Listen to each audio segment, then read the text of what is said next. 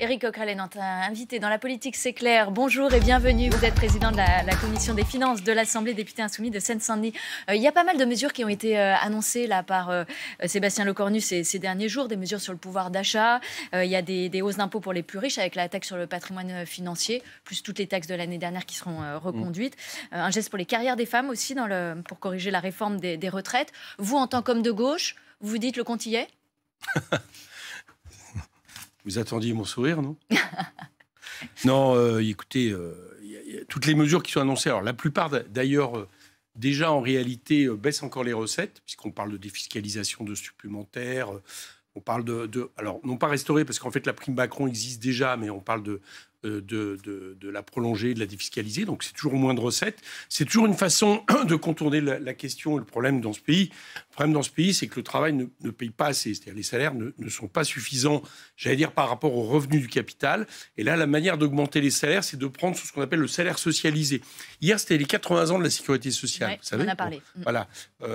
Et les 80 ans de la sécurité sociale, tous ceux qui, en réalité, proposent, pour augmenter le salaire sur la fiche de paye, de prendre sur le salaire brut, c'est-à-dire sur le salaire socialisé, en réalité, cassent la sécurité sociale. Parce que ces cotisations, c'est ce que les travailleurs, en 1946, ont décidé de mettre en commun pour pouvoir assurer la santé, les retraites, etc. Donc pour augmenter les salaires, il faut produire plus, alors? Pour augmenter les salaires, non. Pour augmenter Donc il faut une politique pro-entreprise. Il faut partager les richesses. Il faut bien une politique pro-entreprise pour produire plus. Aujourd'hui, ce que nous constatons depuis 2017, c'est que le partage de la valeur ajoutée, vous savez, entre le capital et le travail, il se fait de plus en plus au détriment du travail, en faveur du capital. Et pire, pas n'importe quel capital, c'est le capital non investi qui, après, se transforme en dividende. Donc, il faut inverser ça. Il faut à nouveau que les salaires, mais aussi, j'allais dire, les revenus des artisans, des commerçants, tous ceux qui produisent des richesses dans ce pays, gagnent mieux leur vie, mais ça ne peut pas se faire sur, j'allais dire, ce sur quoi est assis notamment la sécurité sociale. Donc, toutes ces mesures ne sont pas bonnes. Les deuxièmes, ce que je constate, c'est que on nous propose une taxe sur les holdings qui ne va rien rapporter, puisqu'elle exclut les biens professionnels, qui est le cœur du problème de tout ce type de taxe. Gabriel Zucman, que j'ai invité à l'Assemblée nationale lundi avec l'économiste Stiglitz, l'a bien rappelé. Quand l'exclusion des biens professionnels, c'est quelque chose de très français. Et ça a été, figurez-vous, je ne le savais pas, je l'ai découvert avec Gabriel Zucman, ça a été fait au moment où, en 1980, on a créé l'ISF.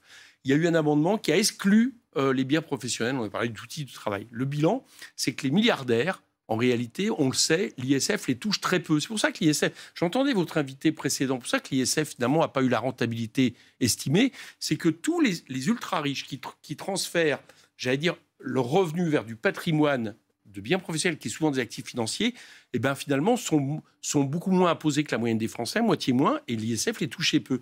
Donc, il faut revenir là-dessus. Mais taxer le patrimoine productif, finalement, est-ce que c'est pas casser la croissance, casser les entreprises? Vous connaissez l'exemple de Mistral AI, on ne va pas le reprendre aujourd'hui. Mais il y a beaucoup d'entreprises qui ne se versent pas de bénéfices, qui ne se versent pas de dividendes et qui ne peuvent pas payer cette taxe. Ce n'est pas ces usines qui seront... c'est pas ces entreprises qui sont concernées. La taxe Zucman, elle ratisse large. Les gens concernés, c'est les gens qui ont plus de 100 millions de patrimoine. Alors, je vous le dis très clairement, je pense que c'est pas forcément un patrimoine liquide et c'est un patrimoine qui n'est pas professionnel.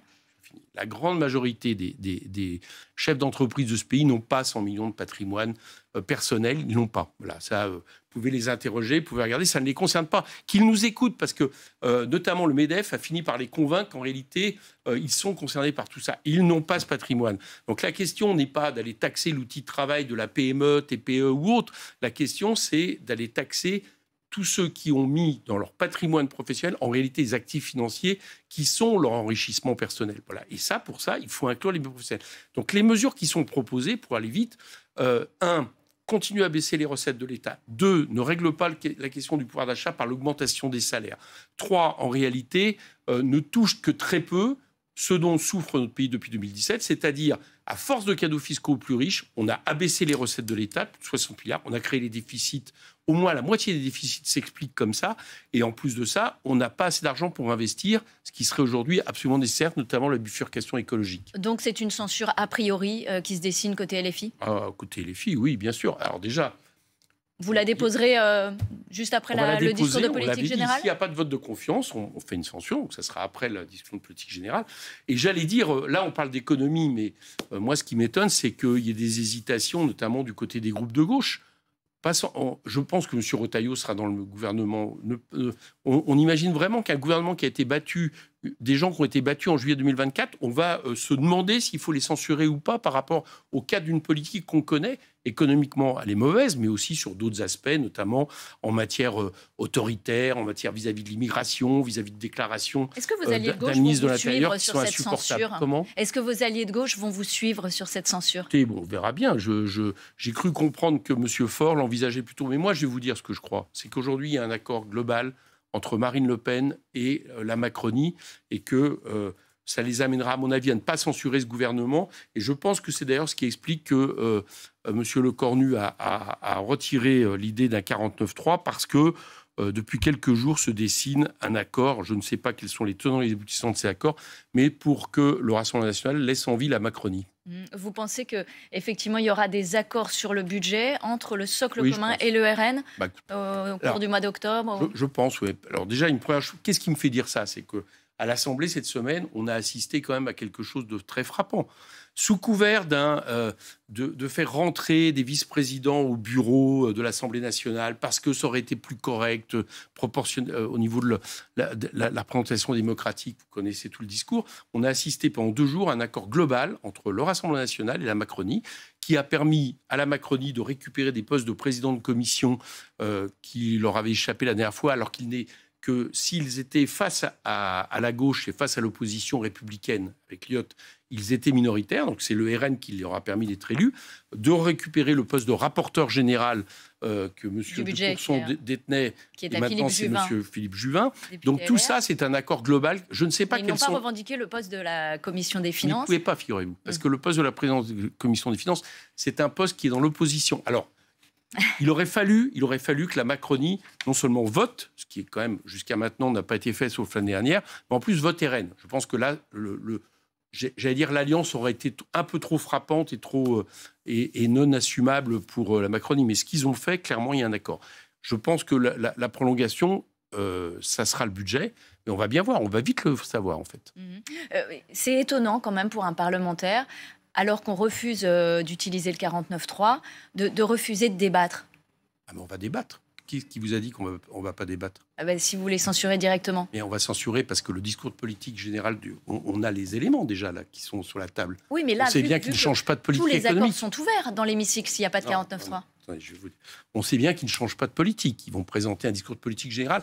Et vous verrez que dans ce discours de politique générale, lien toujours avec le RN, vous verrez que le Premier ministre, je vous le parie, va parler d'AME, par exemple, à réviser, qui est une des marottes du Rassemblement national. Je pense qu'il va envoyer des signaux pour permettre au Rassemblement national de surtout ne pas voter la censure.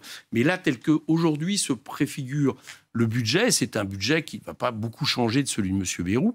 Donc déjà, c'est un argument pour le censurer. Je vous en ai donné d'autres, certains ministres qui sont dedans. Et à mon avis, tout homme de gauche ne peut pas ne pas censurer un gouvernement dans lequel vous avez des ministres de l'Intérieur qui parlent de français de papier. Mais souvenez-vous, l'année dernière, quand il y avait ce débat sur le budget, c'est un budget de gauche qui aurait pu sortir s'il n'y avait pas eu de 49.3. Donc je vous dis, pourquoi ne pas y aller ? Parce que nous avons eu l'exemple de l'année dernière. L'année dernière, nous savons très bien, nous avons effectivement modifié ce budget. Ça s'est amené en 49.3. Nous avons fait un budget, il y a eu le 49.3. Mais alors,